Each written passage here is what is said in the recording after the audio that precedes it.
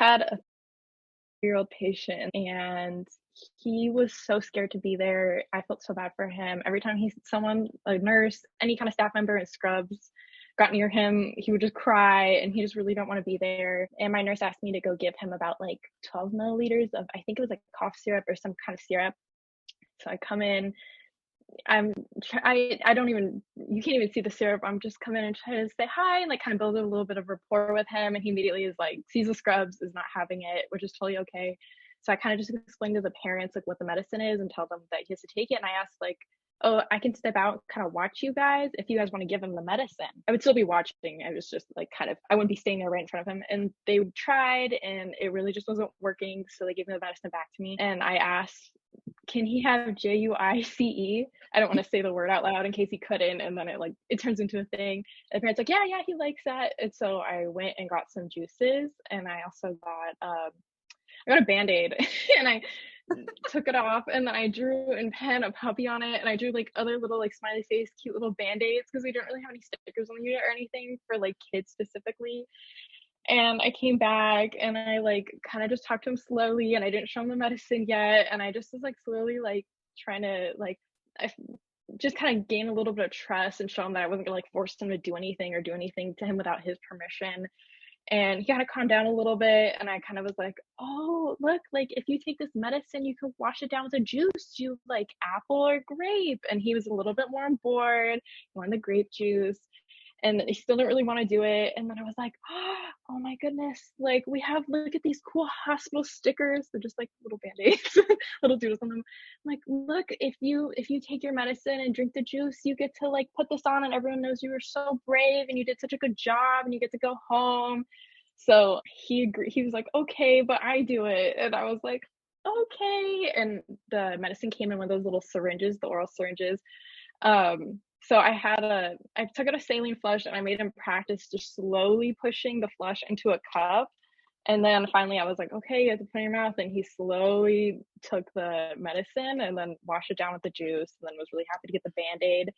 And then luckily the family was able to be discharged. But even though that took a little bit of time, I felt that I was glad that I was able to just slowly get that child to warm up to me and be able to take the medicine rather than like just have like a parent hold them down and like do it, because I really value, just that patient's experience. And I want that patient to leave feeling better and not, I don't want to traumatize the kid, because I think if you can just go the easy route and like force the kid to take it and like not be as thoughtful about it, but I think it would make things hard in the future. And I was just thankful that I was able to get that child to comply, but without it being something like super traumatic for him. Oh, what if they ask about a time you had to be innovative or think creatively? I don't know if this is right, but during the COVID-19, when we're doing the med-surg clinical rotation, we ran out of flush. So run of the normal saline flushes. So what I did with my nurse preceptor is that we get like a sterile, the 10 cc syringe.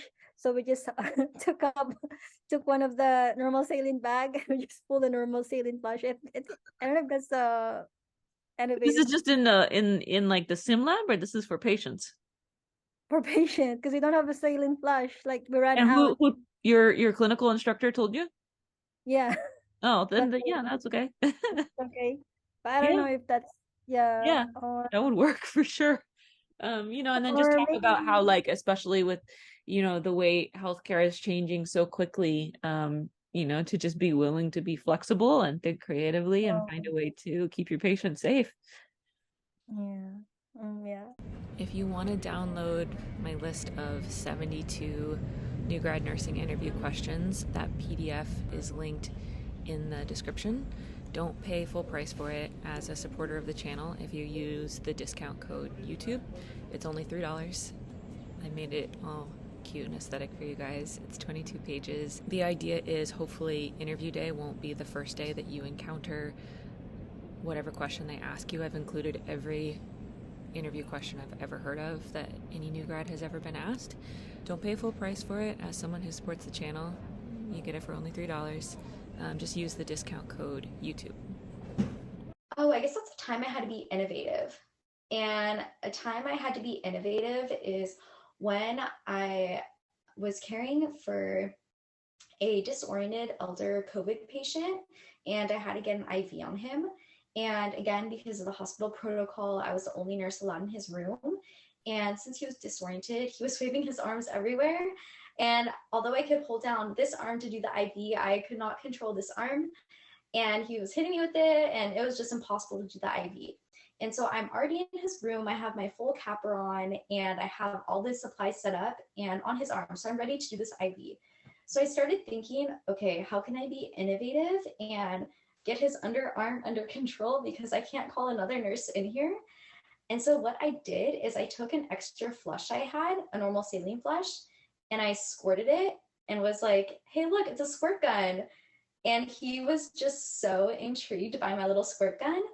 And so what I did is I quickly opened up another flush and I handed it to him, and I allowed him to start squirting it. And I did the IV super fast. And by the time I was done with the IV, his flush was empty. And yeah, that was a time I had to be innovative. Amazing. I love it. During my last semester of nursing school, there were still a lot of hospitals still strict on not allowing students to precept in their hospitals, and they're just my school was trying to find ways to get us preceptors, but there's no guarantee that we'd graduate without them. So during my critical care experience, I handwrote notes to all the units and gave it to the charge nurses to say, like, hey, I'm a nursing student, I'm looking for a preceptor, and if anyone's willing to precept me, I'd be like grateful for that. And, you know, like, no worries if not, I'm just going to keep asking. So I gave it to all of the charge nurses on every unit that I went to, because I was kind of getting desperate at that point, because a lot of people in my class didn't really have preceptors yet. And how I got my preceptorship at the end of the day was one of the nurses I was with during my clinicals, I asked him, oh, like, I'm having trouble finding a preceptor. Would you be willing to precept me if it's possible? And if if you're free to. And then he would say, yeah, like, definitely just get the paperwork set up and everything. So for me, it was just taking the initiative and getting creative and thinking outside the box, that if my school can't do something, what can I do in my power and my control? So I guess that would be my story. Cool. I like that. One of my patients was really hard of hearing. And so I asked the charge nurse if there was, like, I don't know, any device that could help. And she ended up getting the little, I don't know what it's like, a microphone, and she gets to wear the headphones, and I spoke into the microphone when I would provide care for her. I think it's called a pocket talker, right? Pocket talker. Yes, that's what it is. The pocket talker. Yeah. And you could talk about, like, doing little things for people, like making sure you have the board and the marker, like making sure that you don't just give up if there's, like, a difficulty in communication, that you, like, help at least go try to find other ways that they're able to communicate, so they don't just get frustrated and feel like helpless and alone. Okay. Yeah. No, that'd be good. Sorry, I'm just covering up, like, what I wrote down, because I don't want to, like. Okay, so there was a time where I had a woman and her daughter come in. It was the mother who was suffering from and after our initial assessment, everything, she began to get agitated and confused, and she became hyperfixated on her medications, such as her dosages of her medications that she normally takes in the morning. And I knew it was my time to provide not only physical care, but also emotional care to this patient. So my preceptor went outside with the daughter and was gathering more information for her. And I went up to the patient and explained to her that I would help her. I would go to her medical history and pull up those medications.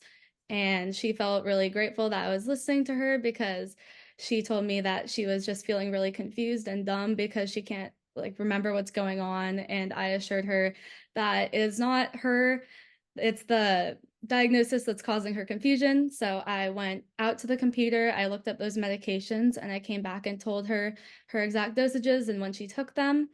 And after a little while, she struggled to retain this information. So I took it upon myself once again. I knew I had to be creative and think of something else that could help her remember this.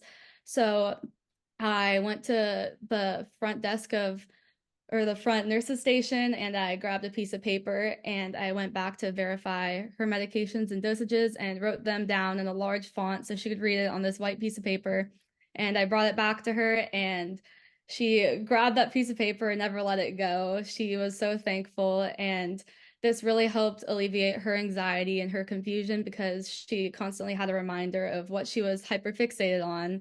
And she ended up taking this this paper all the way to the ICU, and I ended up telling that ICU nurse that was there that this paper is really important to her. Just don't let it leave her side. And this is something that just really helped her anxiety as well as her daughter's anxiety in this situation.